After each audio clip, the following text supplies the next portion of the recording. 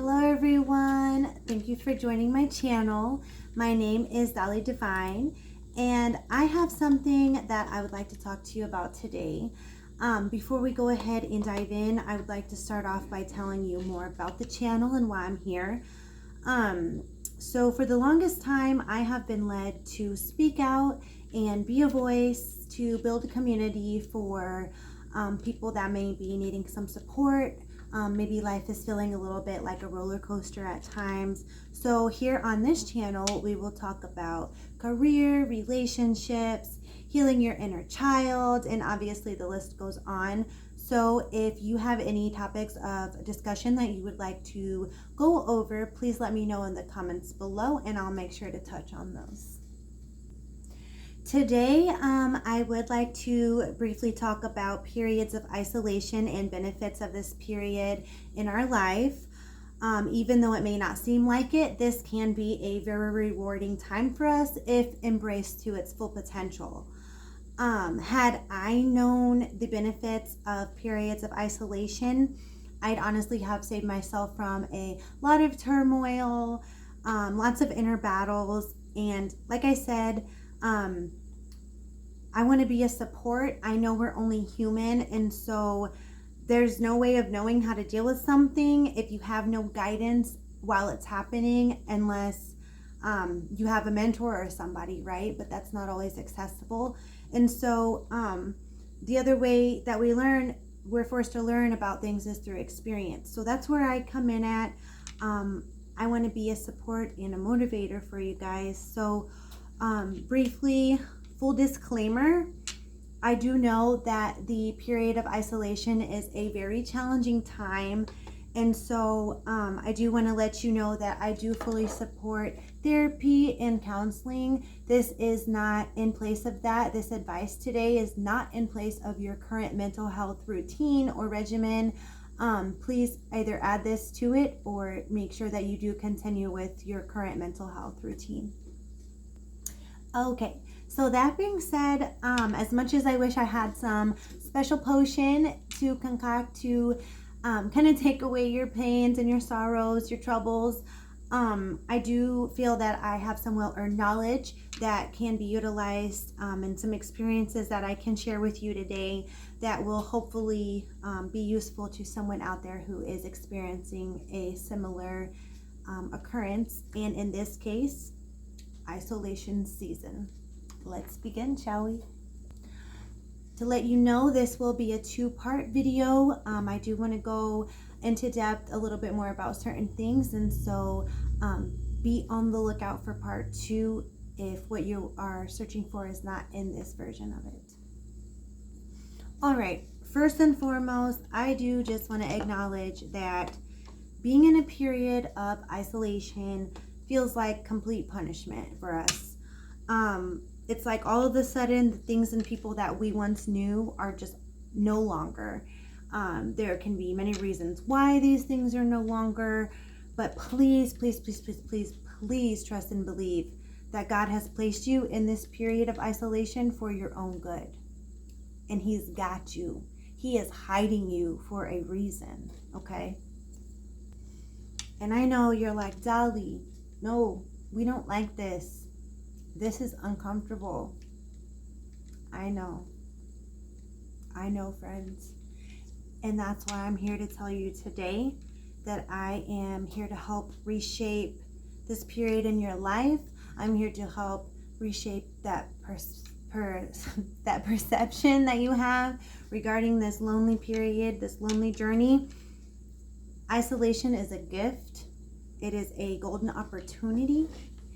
And so by the end of this video, I hope that you are equipped with what you need to get through these isolation periods.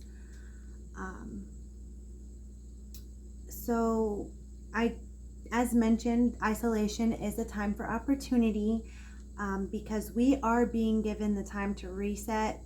In this reset, we reflect, we release, and then we restore ourselves.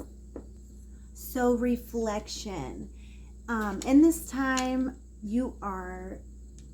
all these people and things are being removed from you. But before they're fully removed, all these things are happening, right? Did your friends turn on you? Is family leaving you hanging, not being supportive, empathetic?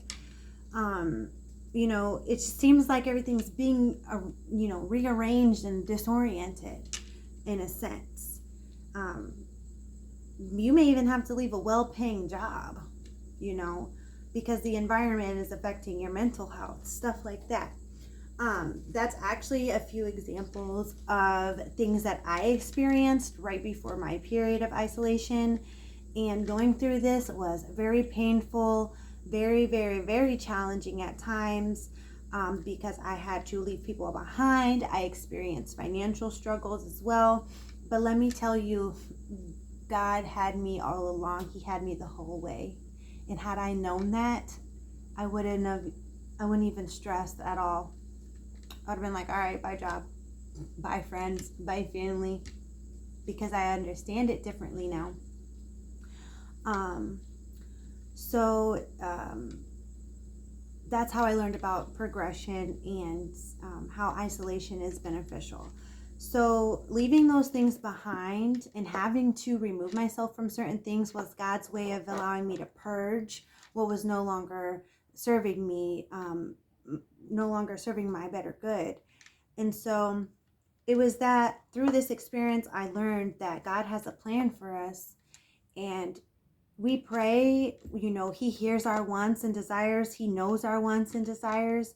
And so it's like He sees that company that you're working so hard for and putting in overtime, and He sees that they're not valuing you. God knows what you deserve. So He places us with these tests and hurdles only to align us with our higher purpose. Um, Isolation is meant for transformation. So during the reflection period, um, one is able to really self-assess. We're able to give ourselves a space that we need to heal by removing ourselves from environments, by being rejected by people that have been hurting us all along, and we didn't even realize it because we have such a big heart. There's things in our lives that create discomfort within us that we may not even be realizing until they're not there anymore. So that is the reason why God has to place us in an isolation period, because He really wants to emphasize things that we need to make changes to.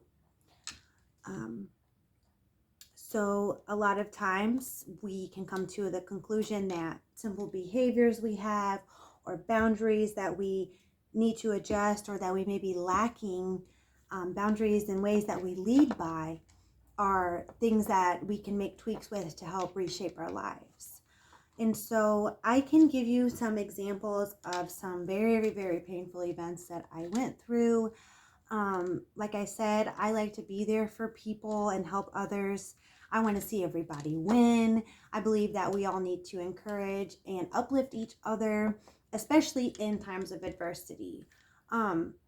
Maslow's hierarchy of needs does identify the sense of belongingness that is necessary to people in their lives in things like anxiety, depression, worry, self-doubt. All those things can come about one's being when we don't have that simple need met, that sense of belongingness. So what I experienced relating to this was that when I had it all together, when I had the job and I had the babysitter and I had all the things that everybody needed from me, right? I was letting everyone eat at my table with me. Cheers. Sorry, that's just water. Cheers. I watched these same people turn their backs on me in the face of adversity. They watched they kicked the legs out from the table. They watched it fall, and they watched me struggle as I tried to reset the table, rebuild it, place the food back on there for us all. And they were just willing to watch. They left me to suffer. And it's crazy because at the time I was so distraught. I was like, what on earth? Like, the audacity, the betrayal. It was just uncanny. I didn't know how to deal. And then came the setting in of the fact that I had spent so much time and wasted so much energy on people that didn't even care if I sank or swam. They were willing to watch me crumble, fall apart, despite any cries for help.